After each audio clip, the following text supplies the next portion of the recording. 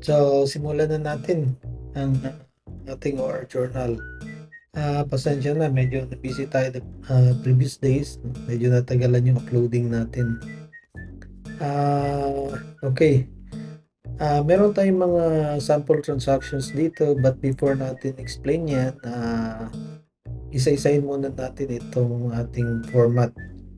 Ang date na makikita nyo sa pinakaunang column, date po yan ng official receipt. So, kung kailan natin ginawa yung OR, ayan po ang date. Kung napanood nyo yung aking previous video, ito po ang format ng ating OR. So, kung meron tayong natanggap na cash, maliban sa cash sales, ang gagamitin po natin is official receipt. So, ilalagay lang po natin yung date kung kailan natin natanggap yung pera, kung kanino natin natanggap, sa isa bang individual o sa isang company, ito ba ay check or cash. Then ilalagay po natin dito yung amount in figure and amount in words. And then kung ano yung explanation bakit po natin natanggap yung pera, ano po yung purpose, saka yung lagay din po natin dito yung amount. So pipirmahan po yan ng cashier at ibibigay yung original kung sino yung nagbayad. So meron ding i-retain na copy ang accounting at ang cashier. So ito po, bawat OR na ating i-issue is i-record po yan sa OR journal. So meron tayong mga sample transactions, no? Assuming noong August 1, nag-issue ng receipt, no? Meron tayong isang kaibigan na nagpautang sa atin, no? Nangutang tayo, then nagpautang naman. So ginawa natin ng OR, yung pinakaunang OR na issue natin dahil bagong company, OR 001. Pre-numbered po yung OR na ating pinapaprint, no? And then, ano ba yung nagiging supporting docs natin sa OR, no? Para document or ma-support yung explanation na loan from a friend, meron pong contract. So, pwede natin i-attach doon sa OR, no, na ang copy ng contract. No? And then, ang recording natin, depende po kung ano yung transaction. So, kung tayo po ay nangutang doon sa ating kaibigan, makakatanggap po tayo ng cash. So, kaya makikita natin meron po tayong debit na cash. Ang credit natin is loans payable. So, dito po sa debit, tumaas ang ating asset, debit po yan. No? Kung babalikan nyo yung ating formula, accounting formula na pinag-usapan sa separate video, pag meron pong increase in asset, debit po yan. At dito po, ang particular account is cash in bank. Dahil yung ating kaibigan, ina-assume po natin dito, no, na diretso po siya nag-deposit sa ating bank account. So kaya ang debit is cash in bank. Ang credit po natin, tumaas ang ating liability, tumaas ang ating utang, credit po na loans payable, 200,000. So another example transaction ng August 2. Since meron tayong mga biniling produkto para sa ating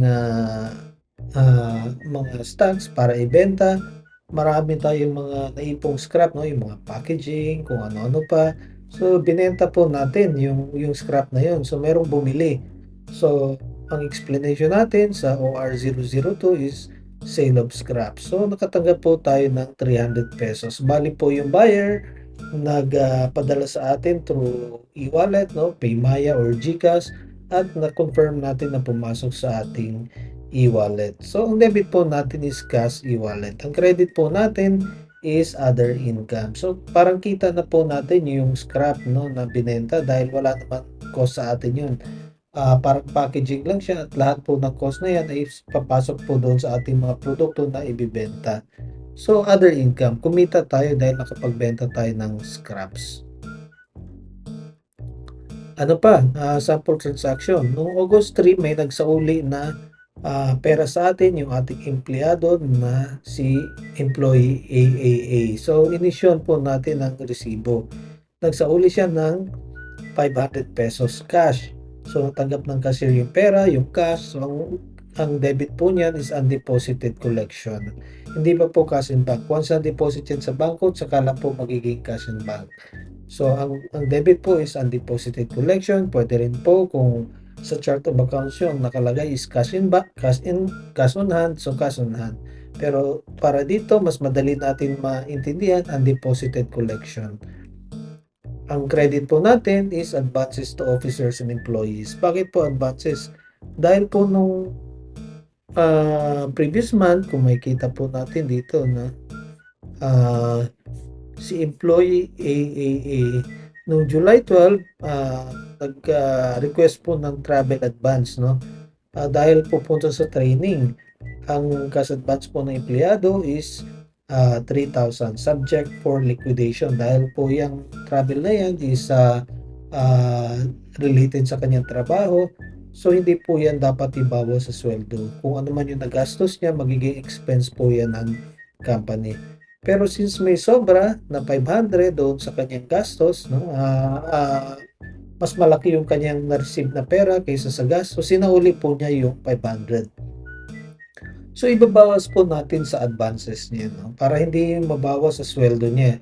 Ibig sabihin niyan, yung kanyang liquidation o yung kanyang total expenses, nasa 2,500 lang. So kung ang cash advance niya is 3,000 and then ang record na expenses is 2,500, automatic mababawas sa sweldo yung 500. So ang ginawa niya na empleyado, sinauli niya yung excess cash, so zero na po yung kanyang advances kung magle-liquidate na siya. Okay. So ano pa ang sunod na transaction? Noong August 6, meron tayong si Customer E, nag-issue tayo ng OR number 4, no? Kung mapapansin niyo, merong reference dito na charge invoice 20001. Ibig sabihin, dito sa sales journal, meron nangutang at ating nakolekta. So, kung titingnan natin, ang 20001, si customer E, nangutang po siya ng 9,375. So, ang collectible natin, 9,375. Nagbayad po siya ng cash, no? Pera talaga. Hindi niya dineposit sa bangko. So, natanggap ng cashier yung pera. So, ang debit natin is undeposited collection. Ang credit natin is accounts receivable. Since nagbayad siya ng utang, nabawasan po ang utang ng ating customer. So, binayaran niya in full, no? Nabayaran na niya in full. So, balik tayo sa ating accounting formula. Pag ang asset, like yung accounts receivable ay bumaba, credit po yan. So merong tumaas dito dahil nakatanggap ng pera, ang bumaba is yung utang. So kaya po merong credit na, receivable I mean. Kaya merong credit na accounts receivable. So na transaction, no, si reseller 1, no, nangutang din siya sa atin, no. Kung makikita natin sa mga sample transaction, yung charge invoice 20002. Nangutang po ng 15,000. Yung 15,000 binayaran ni reseller 2, yung 15,000 is inutang niya. So ngayon nagbayad na po yung ating reseller. So inissuehan natin ng official receipt number 5 at nakatanggap tayo ng cash in bank, no? Dineposit ng reseller direct sa ating bank account. So merong debit na cash in bank na 15,000. Ang credit is accounts receivable dahil nagbayad na po siya ng utang, nabawasan na po yung ating collectible. So ganyan po mag-record, no?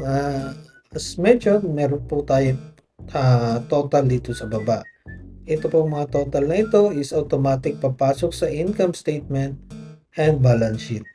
So automatic na po yan na compute. Kung babaguhin natin yung mga figure dito sa OR, magbabago din po ang balance sheet and income statement. So automatic na po itong file na ito. So yan po ang ating official receipt journal. Nabanggit ko dati na lahat po ng document na ginagamit ng company, no, na merong financial valuation, no, pwedeng i-quantify, i-record po yan, accountable forms po yan, i-record na accounting. Kasama na po dito ang official receipt. Dahil po yan, may pera tayo natatanggap, i-record po yan. So yan po ang ating official receipt journal. Now, nakapag live broadcast na tayo sa YouTube, sa Facebook, sa TikTok, for the live question and answer. Yun po yung ating pinakaunang live question and answer. Magkakaroon po tayo ng second schedule. Wait niyo po ang schedule. Pwede po kayo magtanong about doon sa ating mga napag-usapan sa journal, business forms, financial statement preparation para magamit niyo po sa inyong trabaho, sa inyong business. Na kung nag-download po kayo, free template, no? And then gusto niyo baguhin yung format, pwede po kayo magtanong sa akin during live question and answer. So itong file na po ito, pwede niyo pong i-download sa description. Tingnan niyo lang po sa description sa aking posting, no, ng video. Yun lang po. Salamat.